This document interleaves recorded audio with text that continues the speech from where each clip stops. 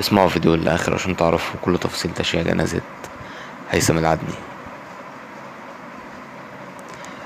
تشييع جنازة الشاب هيثم العدني في العاصمة عدن. اليوم الخميس بتاريخ 16/11/2023 وصلت جنازة الشاب اليمني هيثم العدني وده إلى مطار عدن في الظهر، وهي جماعة قادمة من محافظة المهرة شرقي البلاد. ومع جنازة الشاب هيثم العدني شهد حضور عدد كبير جدا من المواطنين، بس فالجنازة جمع شوية من المطار للصلاة عليه وده عقب صلاة العصر. بس ربنا يرحمه يا رب ويرحم جميع أموات المسلمين.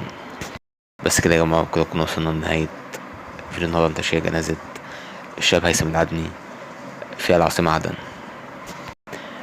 يا جماعة متنسوش لايك واشتراك في القناة، والسلام عليكم ورحمة الله وبركاته.